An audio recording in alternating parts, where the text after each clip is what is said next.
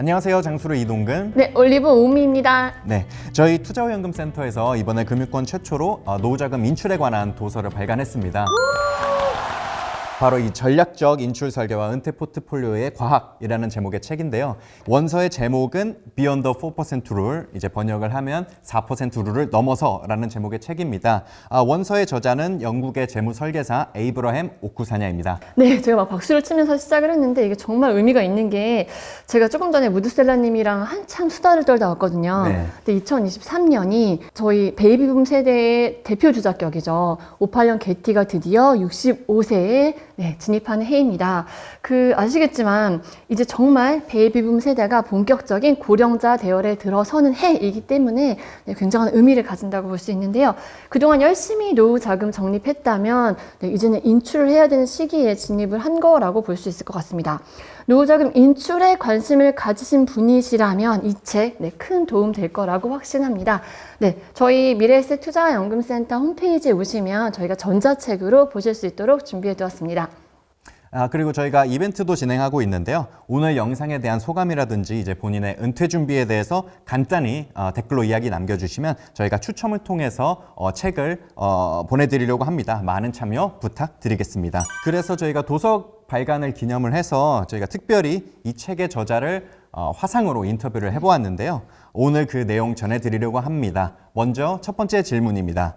영국인으로서 은퇴와 인구 고령화에 관해서 어떤 생각을 가지고 있는지, 그리고 영국인들은 은퇴자금을 어떻게 마련하고 있는지 물어보았습니다. This is actually a global challenge, and probably more so in the Western world, than the rest of than the rest of the world. Right. The key thing is that on the one hand, we've had incredible advances in medical science, and we've also had incredible improvement in standard of living. And so what that means is that we're all living longer, right? The average life expectancy, here in the UK of a child born today is more like 90. If you are a 65-year-old, British person, which is the age that we broadly think of people or see people retiring, you have another 25 years to go. So this is a global problem. We're all living longer, and the upshot of that is that we need to fund longer, more expensive retirement. The most common way for most people is to save through their workplace. So a few years ago, again, you would think that the UK is well advanced in many of these things, but actually, in many areas, we may well be behind you guys in South Korea and maybe even other parts of the world. But more recently, a rule was brought in sort of about 10 years ago, I think, which meant that we auto-enroll people into a workplace savings program, right? So it is mandatory. And essentially, if you're an employer, with more than one person working in the business or in the organization, you have to provide access to a retirement savings program. And between you as the employer and the employee, you have to have a minimum of 8% of your salary being contributed into a retirement savings program. So that's the most common way for people to plan for their retirement. Of course, there are individual arrangements that people can set up to contribute more and make provisions for their later lives. We have a state pension system, which means that, broadly speaking, again, this is this is paid for as part of the tax system.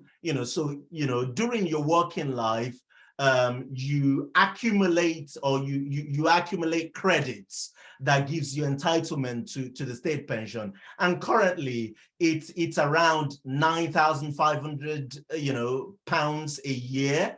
So as long as you've worked and make contributions to what we call the National Insurance Scheme, when you do retire, you need to have worked for 30 years, broadly speaking, to accrue the full entitlement to the state pension. The average, retirement income in the UK is about £18,000 a year for retiree individual. And so we're not that dissimilar in terms of the level of income that people are expecting in retirement. As I said, the average in the UK is £1,600 a month, which works out roughly in terms of annual income. 네, 영국의 고령화 상황, 그리고 연금 시스템, 은퇴소득 수준까지 다양한 이야기들 들어봤는데요.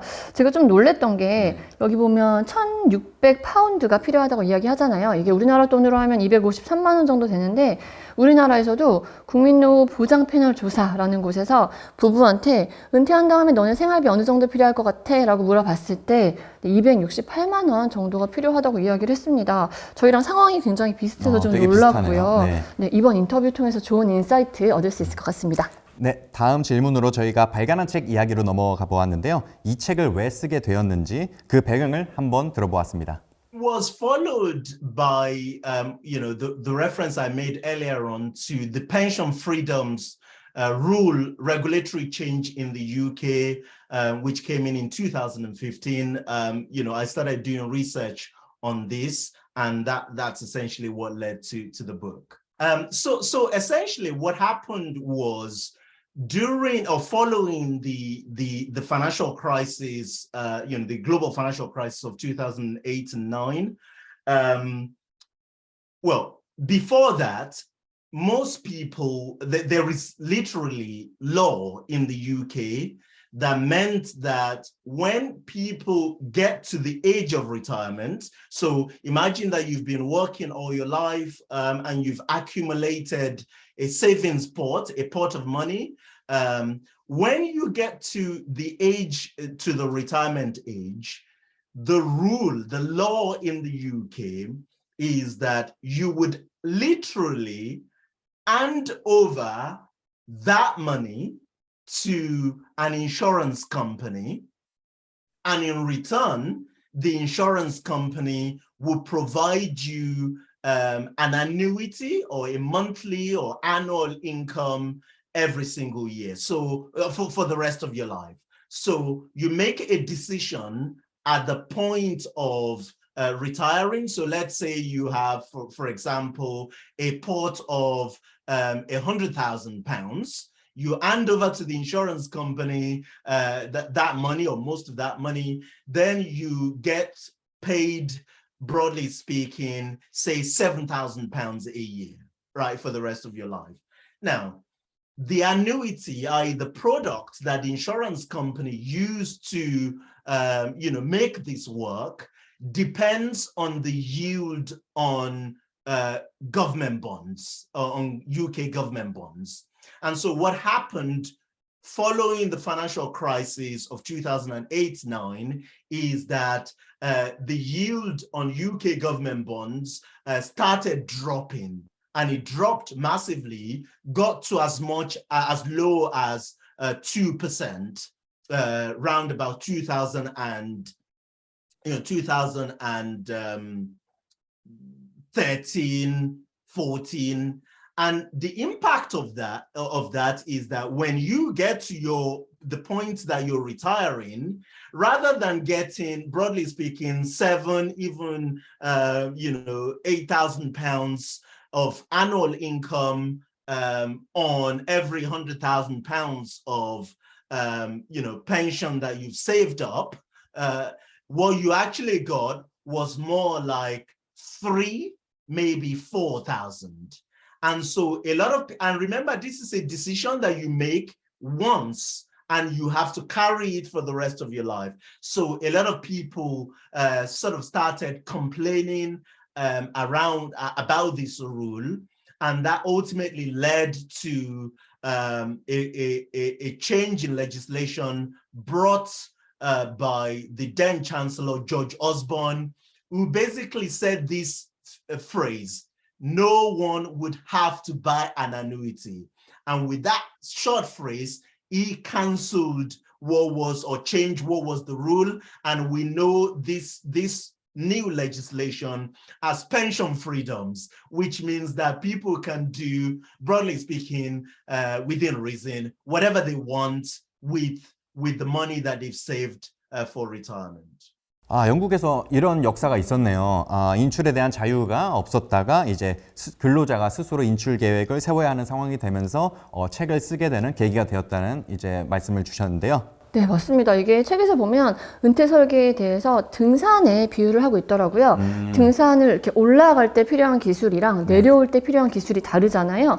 그런 것처럼 은퇴 설계도 적립 단계에서 필요한 것과 또 인출 단계에서 필요한 것이 다르기 때문에 확실한 전환이 필요하다, 이런 내용들 책에서 볼 수 있습니다. 네, 영국에 이렇게 연금 개혁이 생기면서 이제 스스로 산을 무사히 내려갈 계획을 세워야 하는 상황에 처한 건데요. 네, 이에 대해서 조금 더 자세히 설명 들어보도록 하겠습니다.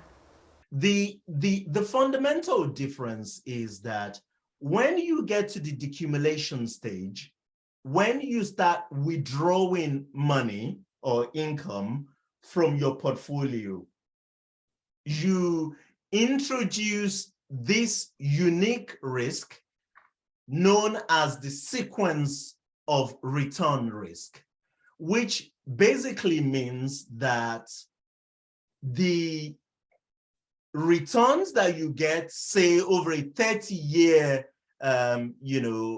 retirement, the average return that you get is important, but equally important is the order in which you get the return.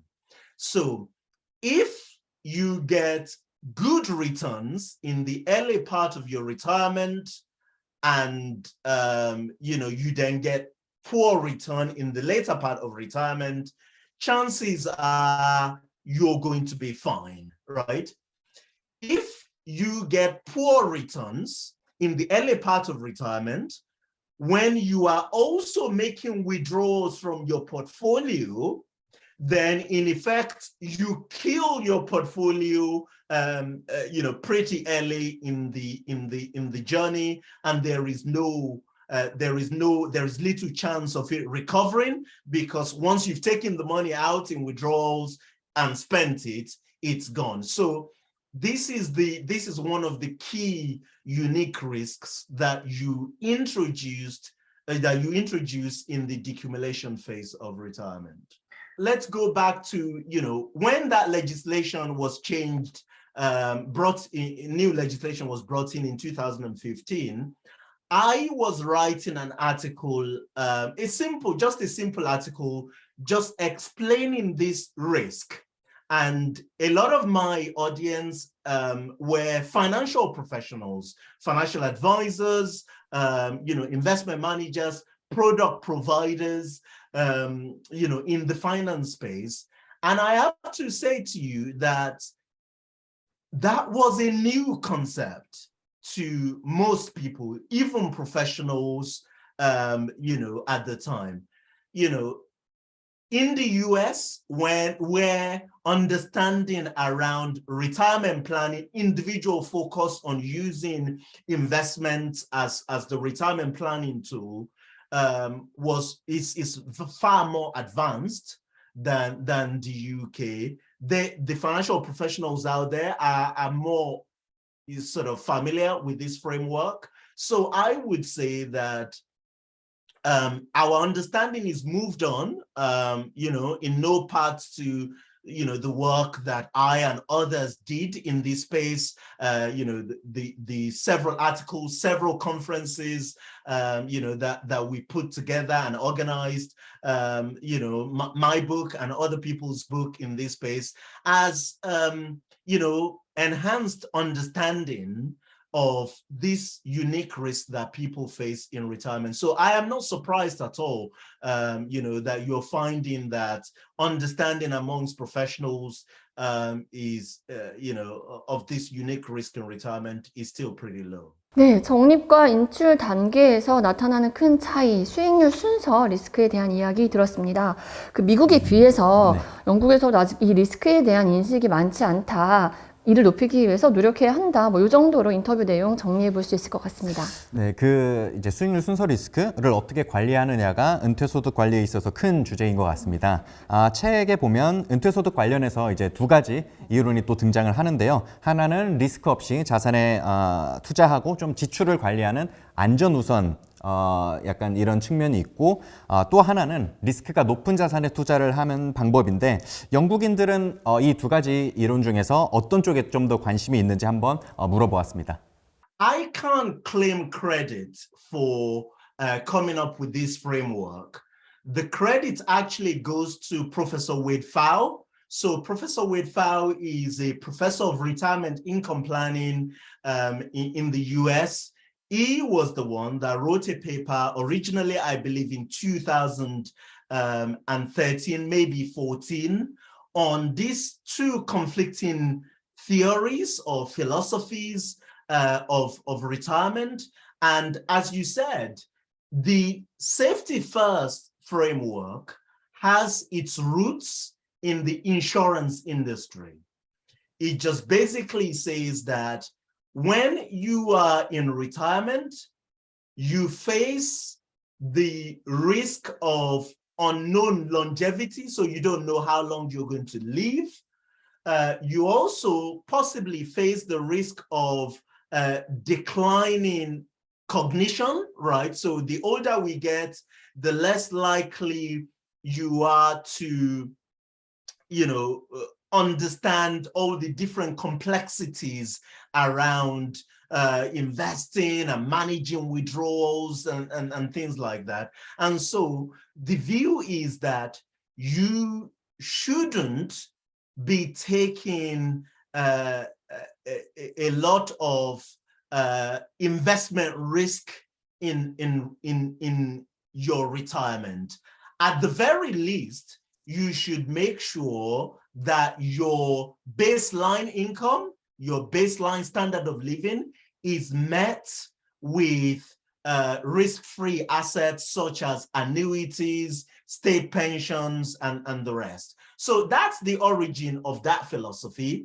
And that is, broadly speaking, where the UK legislation was prior to 2015.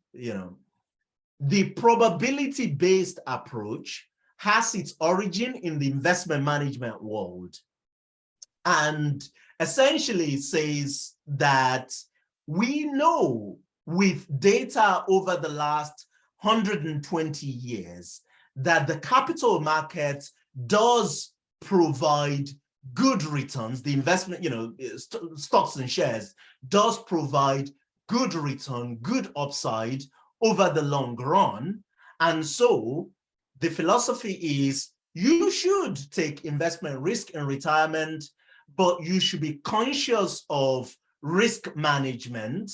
And the way to think about that is to make sure that you run multiple scenarios when you are investing for retirement, and you should base your withdrawals from your portfolio on poor scenarios, so that if things don't turn out the way you expect it, then you will still be able to meet your income in retirement. So that's the two fundamental framework.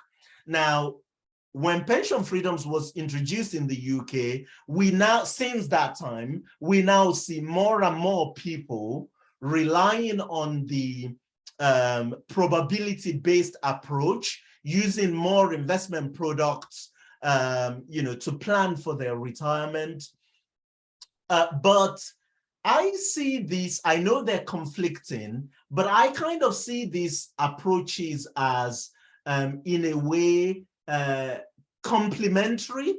They can be a bit of yin and yang, so to speak, that these ideas, they might be conflicting, but they can complement each other. And again, when you think about the UK framework today, because most people who come up to retirement would have a baseline income of state pension of around £9,000, £9,500 a year, that provides a degree of stability, that provides a degree of safety first approach.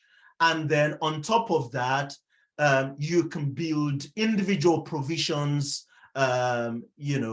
using investment products and more of a probability-based approach. So they are complementary is what I'm trying to say. If you think of them as two different extremes, there are people, so it comes down to the individuals, right?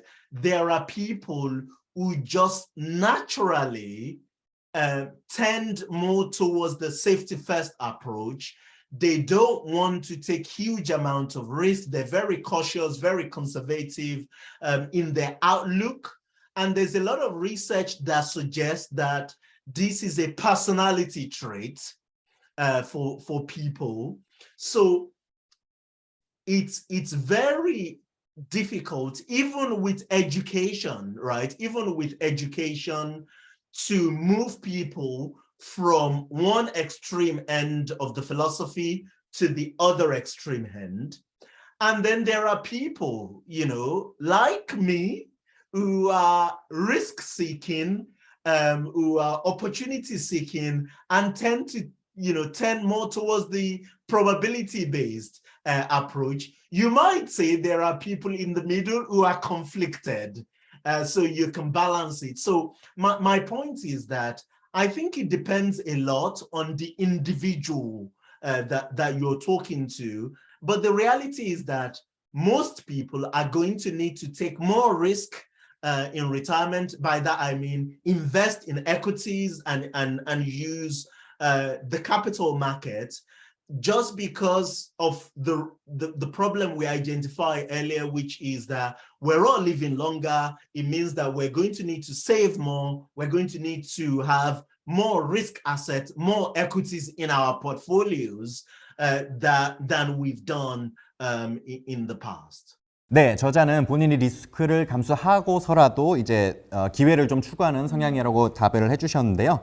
두 접근법에 대해서 또 상호 보완적으로 사용해야 된다고까지 이제 답변을 해주셨습니다. 그런데 좀 솔직히 말하면 요즘 환경이 리스크를 추구하면서 투자하기가 좋은 환경은 아니잖아요. 네. 그 막 러시아, 우크라이나 전쟁 사태도 아직 마무리되지 않았고 네. 금리도 오르고 해서 어려운 상황인데 이에 대해서 어떻게 생각하시는지 솔직한 질문 던져봤습니다. And that is the core. That is the core of it goes straight to the heart of the probability-based framework. And this is what I did in my book, which is to use 120 years of economic data, capital market data, to model scenarios. When you're thinking about how, what is the level of withdrawals that you can make sustainably without running out of money from your portfolio, we're using 120 years of capital market data. This is what my book does. And this is what our software timeline software does, which is to help people use 120 years of capital market history to run multiple scenarios.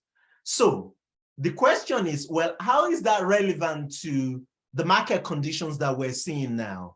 If you look back over the last 120 years, we have the Great Depression, we have World War I, World War II, several financial crises, the Great Financial Crisis, aggressive inflation, inflationary scenarios of the 1970s and the 1980s, people forget this. When people talk about, say, the UK, for instance, the UK government, the recent mistakes that the UK government has made, in our budget, and that caused a lot of trouble in the bond market. Well, we had an example of that in the 1970s, where the UK government had to be bailed out by the IMF. So my point is that the scenarios that we are seeing right now are not as worse as what you have within historical data over the last 120 years. And if you follow the framework that I talked about in the book, which is to use extensive data to model scenarios and to come to a level of withdrawals from your portfolio that would have survived some of the more horrific scenarios that we've had in the last 120 years, then if you've done that, the current market crisis, global crisis that we are having wouldn't have ruined your plans. You would need to make some adjustments, slight adjustments to the level of withdrawals that you're making, but it's not as bad as to say that it would have destroyed your retirement plan. So that is the whole point of the probability-based approach, which is run multiple scenarios, account for bad economic conditions, bad scenarios in your plan, and develop a strategy that would work even in the bad scenarios. 네, 현재가 그 120년의 역사를 통틀어 볼 때 최악은 아니다. 뭐 이런 식으로 이야기를 하고 계시고요. 위기에 대한 시나리오를 만들고 이를 감당할 수 있는 포트폴리오를 만들면, 관리하면 인출에 대응할 수 있다. 이 정도로 한번 인터뷰 내용 정리해 볼 수 있을 것 같습니다. 네, 이렇게 어떻게 보면 또 자연스럽게 주제가 인출로 넘어오게 된 것 같은데 이 책의 원제가 Beyond the 4% Rule, 그 4% 룰을 넘어서인데요. 인출 방법으로 가장 널리 알려진 이 4% 법칙에 대한 한계를 극복할 수 있는 방법이 그 책에서 소개가 되어 있습니다. 그런데 그런 방법들이 영국인들에게는 어떻게 받아들여졌는지 이것도 한번 질문해 보았습니다. Very good question. So again, the 4% rule was coined by Bill Bengen.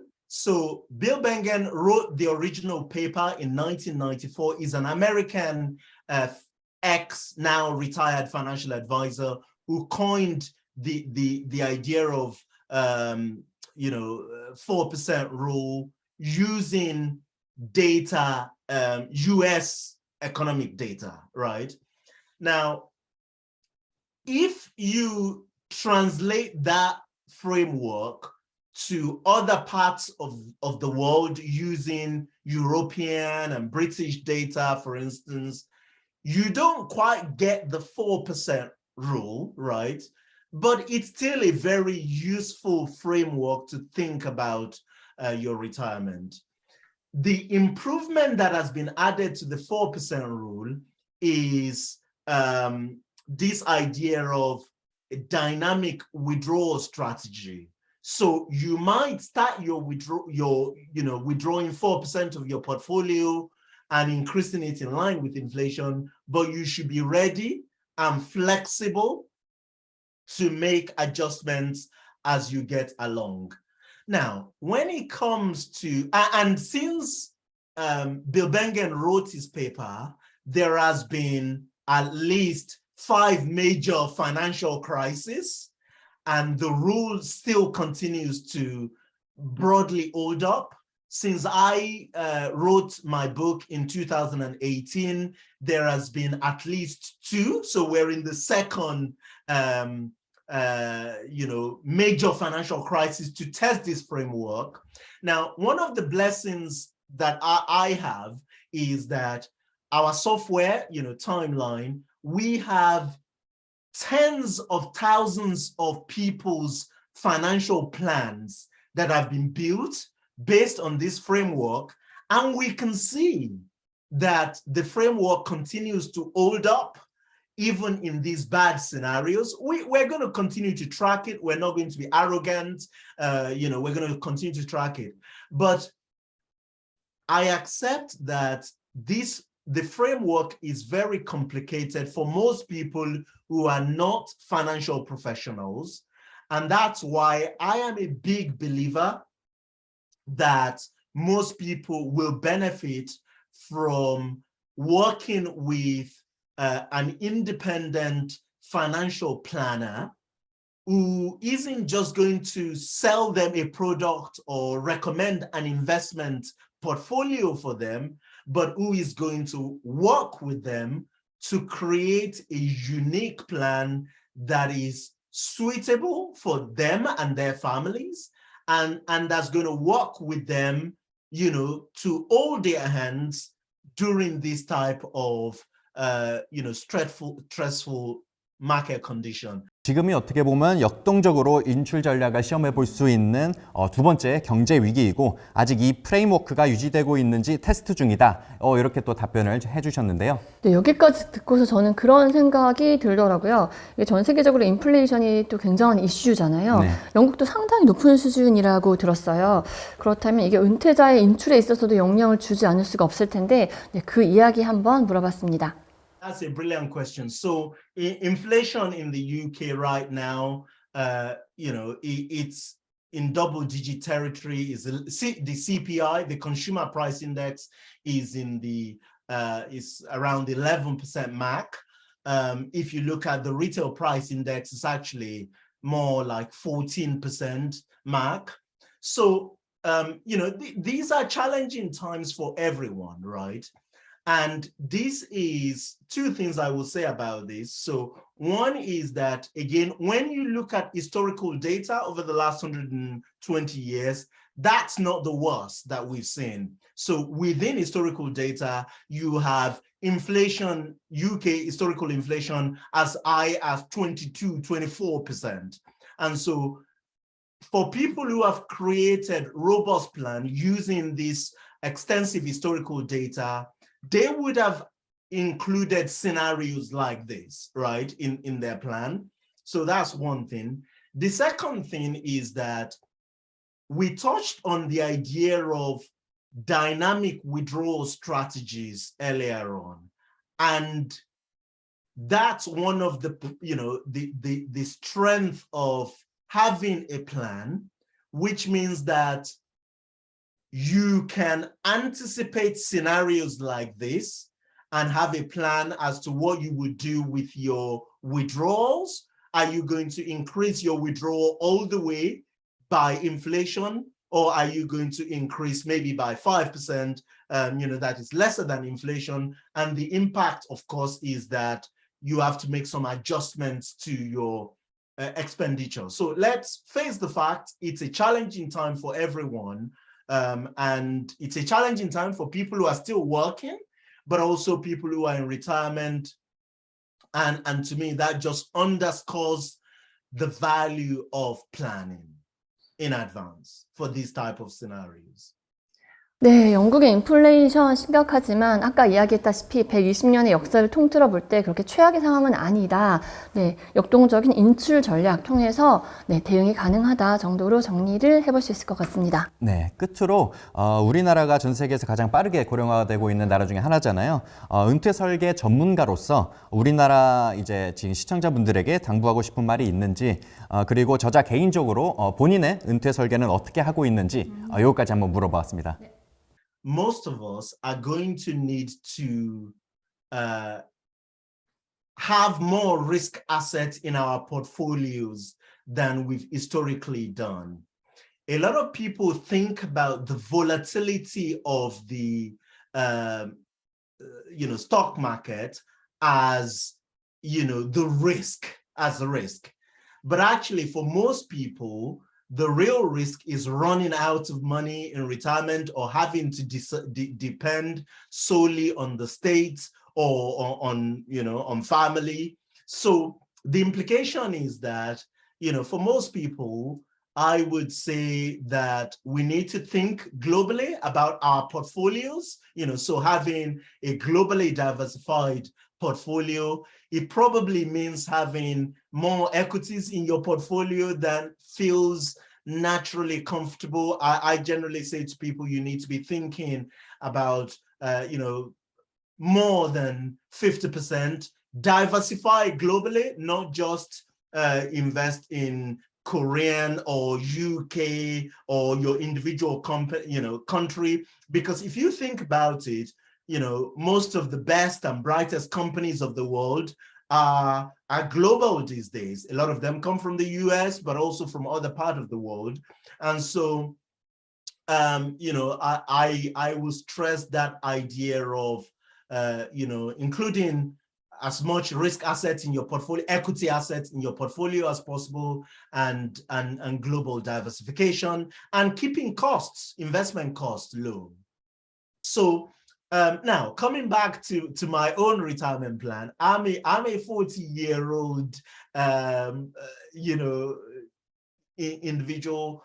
I, like everyone else, save heavily, probably too much into, my retirement plan. As a household, we contribute, well over 25% of our income into, retirement savings plan. And we invest in a globally diversified portfolio of equities using index funds. So low cost, globally diversified, portfolio, and we're doing that for the longer term, and that's essentially, I intend to continue to work and contribute as much as, for the next multiple decades to come. But I do realize that there's going to be come a time that even if I want to, I can't, or maybe I wouldn't be needed, or my skills might not be in so much demand anymore. So